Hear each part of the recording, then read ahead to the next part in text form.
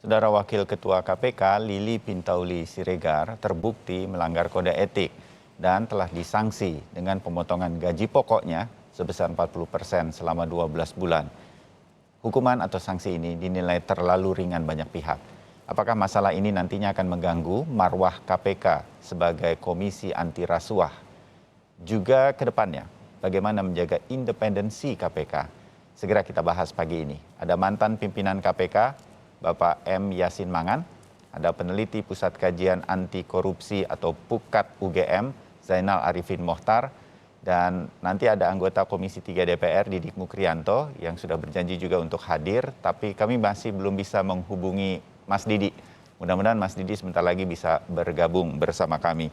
Jadi selamat pagi dulu dan Assalamualaikum warahmatullahi wabarakatuh untuk Pak Yasin dan juga Pak Yasin melalui sambungan telepon dan juga Zainal Arifin Mohtar yang biasanya akrab disapa Mas Uceng. Mas Uceng, selamat pagi, salam sehat semuanya.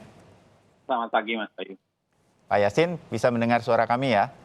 Ya, jelas Bung Bayu. Baik, terima kasih. Mas Uceng, PUKAT salah satu lembaga yang kemudian paling cepat bereaksi. Saya pakai kata-katanya PUKAT ketika kemarin menyatakan ini hukumannya terlalu lembek.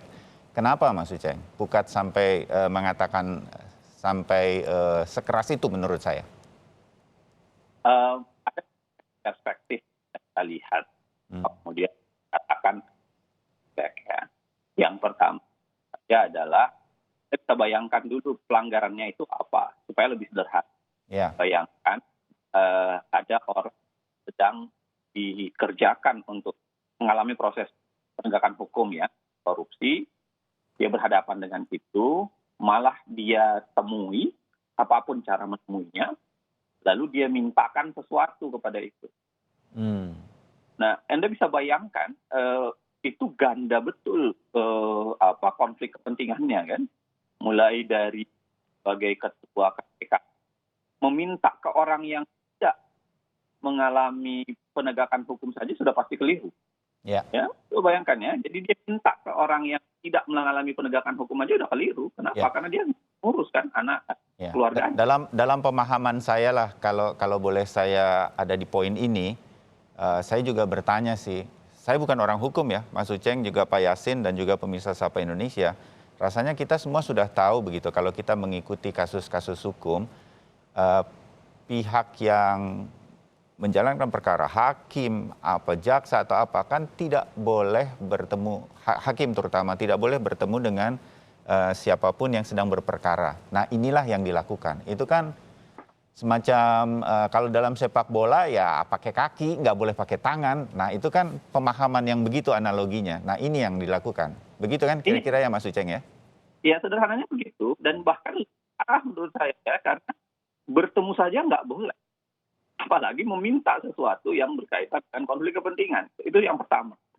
Yang kedua, Anda bisa bayangkan ya, ini sebuah persidangan yang bicara soal etik. Jadi soal penegakan etika perilaku yang itu harusnya mencerminkan ke KPK-an gitu. Ya. Kita coba compare dengan KPK di masa dulu. Ya. Ini Anda bicara internal di KPK berarti sekarang ya? Iya. Jadi dulu itu standar itu jauh lebih berat. Ya. Sekarang itu standar, tapi bagi komisioner ya, itu jauh lebih ringan. Anda bisa bayangkan kasus helikopter juga berbeda, yang kelihatannya itu gratifikasi ya. Itu juga, yang ini juga kali ini berbeda. Bandingkan misalnya terhadap pegawai KPK. Jadi ada pegawai KPK yang memeriksa terdakwa, itu membentak. Ya padahal kan kita bisa ya membentak itu, apakah itu salah satu metode pemeriksaan, orang bisa berdebat soal itu ya. Itu membentak orang yang sedang terperiksa, orang yang sedang diperiksa, itu saja kemudian dijatuhi hukuman sanksi yang relatif mirip. Pemotongan gaji juga termasuk berlaku 6 bulan. Bandingkan itu, membentak. Itu, jadi saya membayangkan begini ya, komitmen etiknya Dewas, itu kelihatannya kuat, mungkin bisa jadi kuat kepada pegawai, tapi kemudian sangat lemah terhadap personal. Ya. Itu perspektif kedua yang mau kita jelaskan. Yang ketiga, Anda bisa bayangkan ya, bertemu dengan pihak yang sedang berperkara, itu dimensinya bukan dimensi sederhana, itu dimensi pidana sebenarnya. Kalau kita lihat di Undang-Undang KPK yang bicara soal bertemu dengan pihak yang sedang berperkara itu bisa kena pidana. Nah, dari konsep itu, pertanyaan kita menjadi, kenapa kemudian jatuhnya sanksi itu hanya pemotongan gaji dan itu berlaku 2 bulan. Padahal ada banyak kemungkinan Dewas bisa melakukan. Misalnya apa? Kalaupun dia jatuhkan itu, ujungnya kan dia bisa meminta untuk pengunduran diri. Atau misalnya dia merekomendasikan keberhentian karena di undang-undang Dewas yang memperintahkan tetap presiden. Tapi dia bisa merekomendasikan kepada presiden untuk meminta pemberhentian. Kenapa? Lagi-lagi kita bicara soal marwah mereka. Kita bicara soal lembaga anti rasuah yang ya rasanya standarnya itu harusnya jauh lebih besar dan tinggi.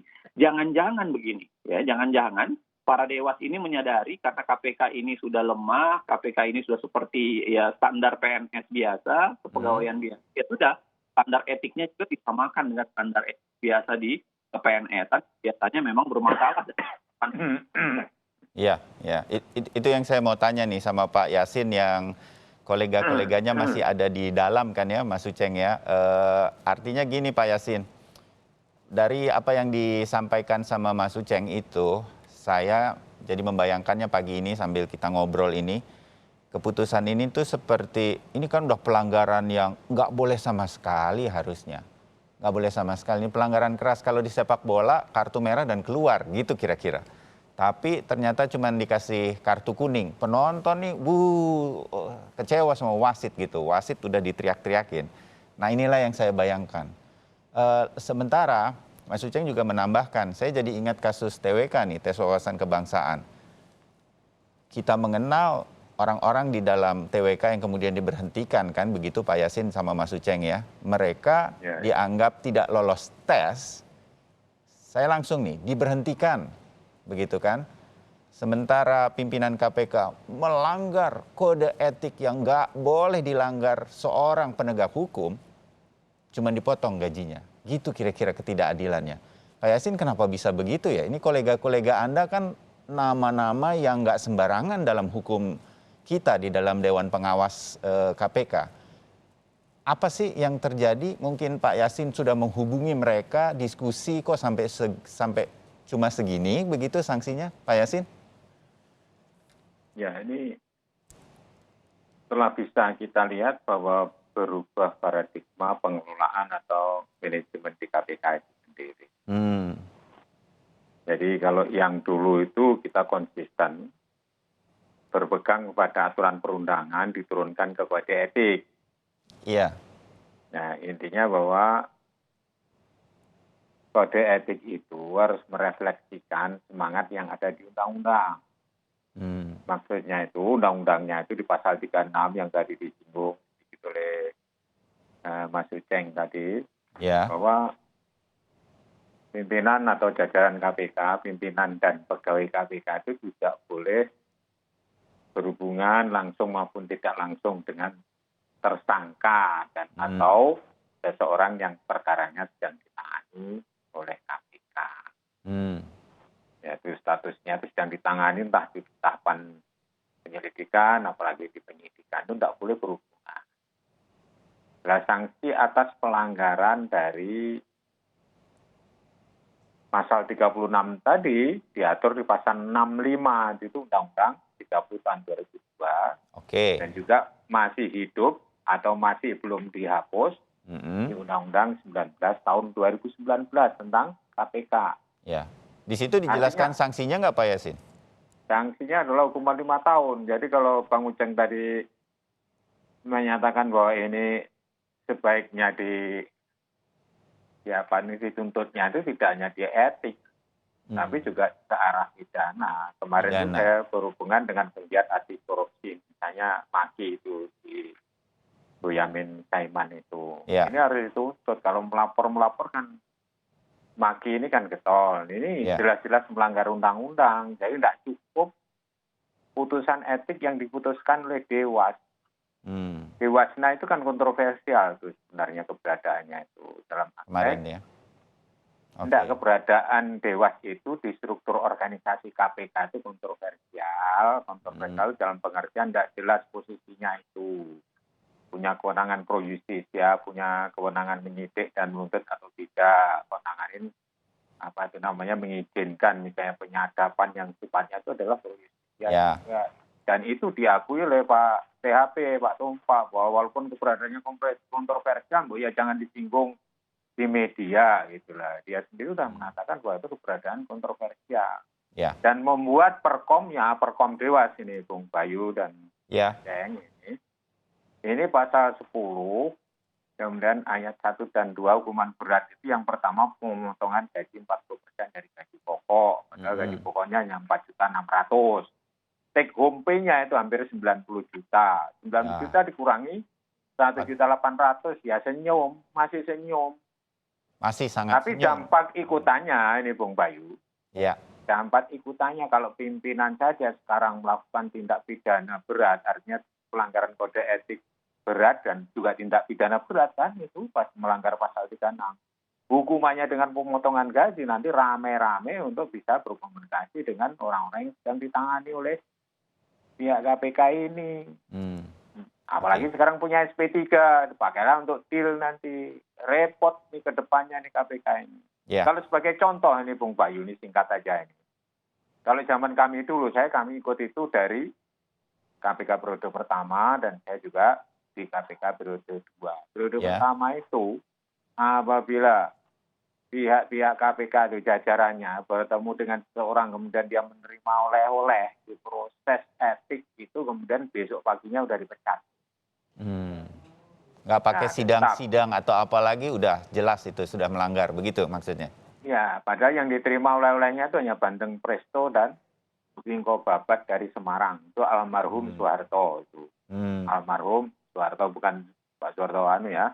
Almarhum Soeharto yang ada di KPK di proses pemeriksaan sore loh. Ini kok ada di ruangan kok malam-malam baru mulai pemeriksaan. Ternyata itu menerima sesuatu yang kasusnya itu dari seorang yang sedang ditangani oleh KPK. Orang yang mengadakan hubungan asmara ya KPK ini dengan pihak luar itu ketahuan, itu juga dilakukan pemecatan. Lalu ini kok pimpinannya yang seharusnya menjadi role model kok malah kayak begini. Saya ini mantan KPK seharusnya mendukung KPK, tapi kalau melihat seperti ini ya nggak bisa. Saya itu kalau nggak benar ya ini hilang marwah KPK ini. Apalagi timbul Perkom lagi bahwa KPK itu dibiayai oleh pihak pengundang. Perkom tahun 2001 juga nomornya berapa tuh? 16/21 juga. Nah, ini kan merusak. Di dalamnya sudah diobrak-abrik dengan perkom-perkom yang seperti ini. Perkom dewas per dewasnya sendiri dalam pemerintah juga hanya pemotongan gaji 40% yang B itu adalah diharapkan bahwa yang melanggar etik itu mengundurkan diri. Bukan kok dewasnya yang mengajukan untuk mengundurkan diri karena ini adalah hukuman berat. Mengundurkan diri disampaikan ke presiden bahwa ini telah melanggar undang-undang. Itu yang diharapkan sebetulnya sama Pak Yasin ya? Yang diharapkan. Itu konsisten seperti itu Bung Bayu. Terbayang Pak Yasin dan cerita-cerita Pak Yasin berkaitan dengan apa yang dulu dilakukan oleh KPK di periode pertama, periode kedua, itulah yang menjaga marwah dan independensi KPK. Nah, inilah yang kemudian dirasa mengendor begitu.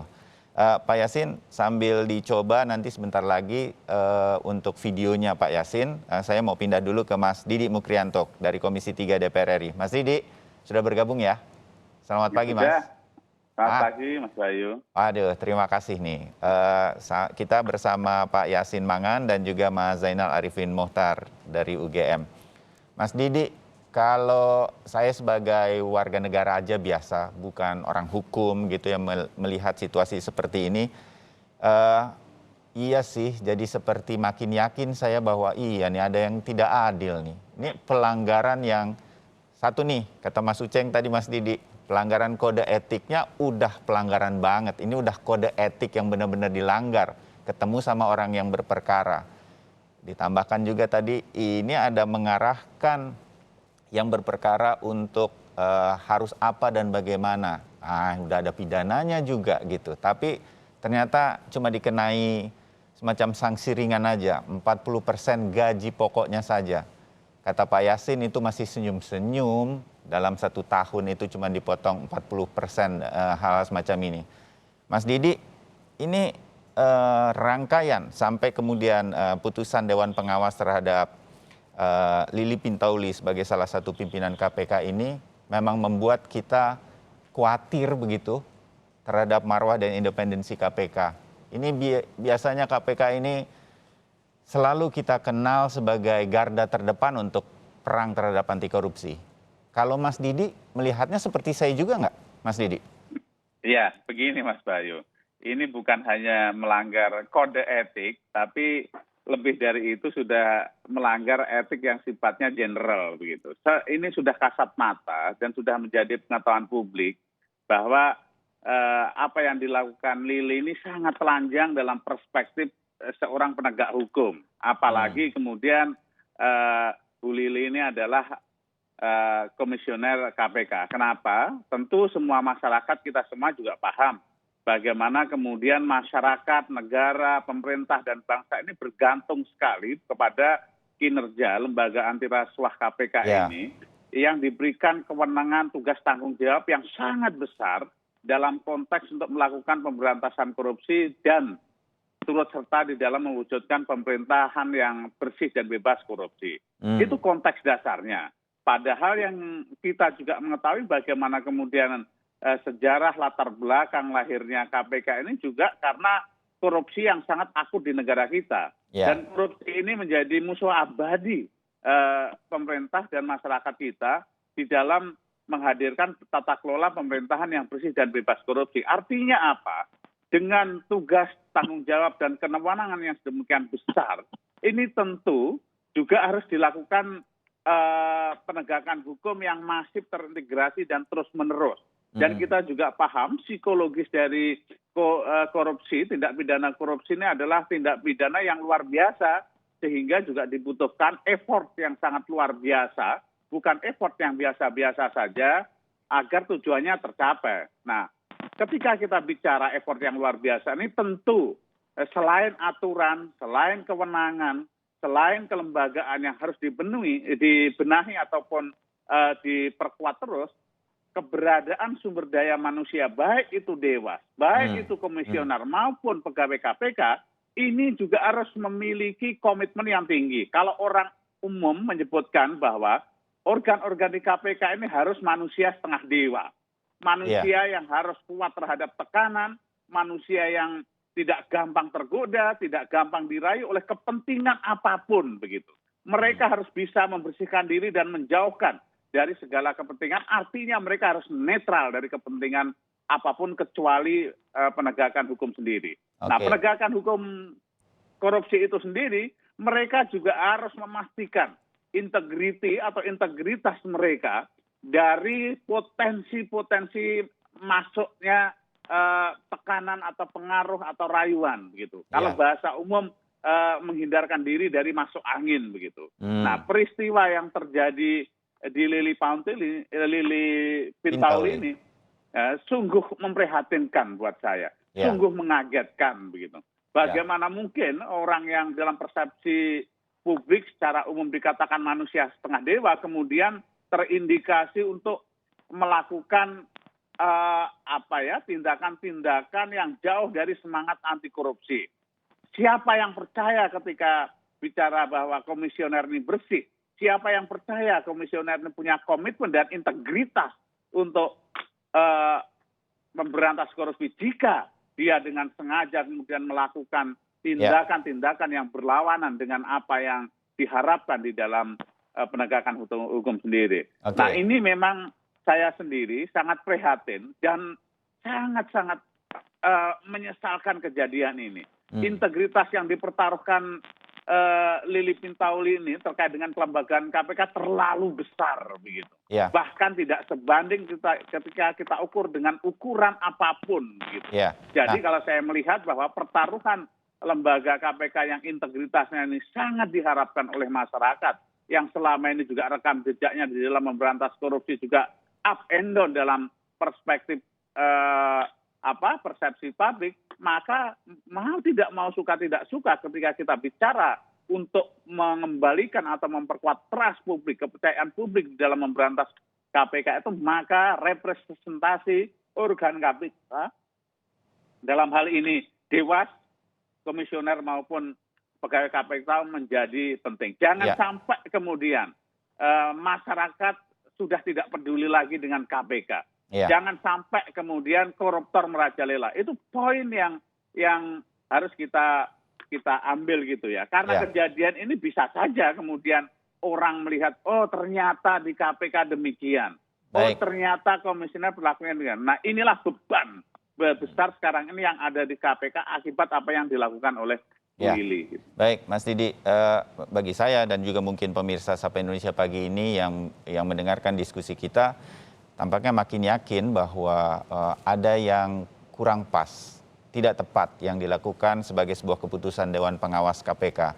Nah, teriakan ini mudah-mudahan didengarkan oleh KPK pagi hari ini.